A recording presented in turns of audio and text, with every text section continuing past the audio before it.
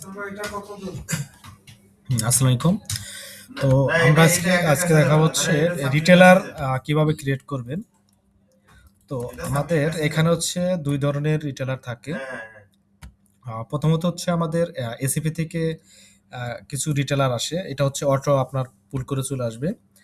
আ আর second হচ্ছে আমাদের যদি কিছু রিটেলার আছে যেগুলো হচ্ছে আমাদের রিটেলার না বা আমাদের ডিলার না।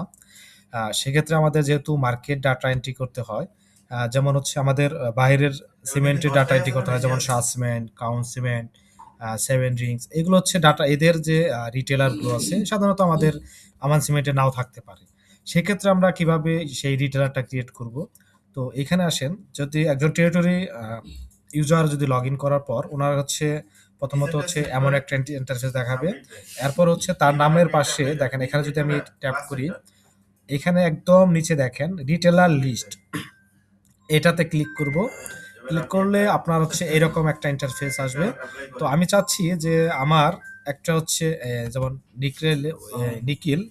নিকলি এই থানাতে আমি একটি রিটেলার ক্রিয়েট করব। সেক্ষেত্রে কি করব জাস্ট এখানে দেখেন অ্যাড রিটেলার আছে। এখানে ক্লিক করব তার থানাটা সিলেক্ট করব।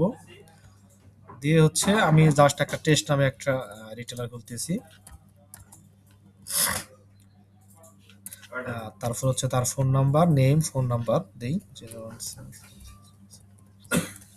ওকে। দিয়ে জাস্ট হচ্ছে আমি সেভ দেব। সেভ দিলে দেখেন অটোমেটিক হচ্ছে এই দেখেন এখানে আমার রিটেলারটা ক্রিয়েট হয়ে গেছে। এখন যদি আমি এই নামটি ধরে যদি আমি মার্কেট ডাটা এন্ট্রি করতে যাই, প্রথমে হচ্ছে যে যদি আমি হচ্ছে এই থানাটা সিলেক্ট করি, দেখেন এখানে আমি এখানে কি দিয়েছিলাম টেস্ট। এই দেখেন টেস্ট রিটেলার সেল নিকলি এবং ডাব্লিউএসি এর মানে হচ্ছে উইদাউট আমান ডিলার।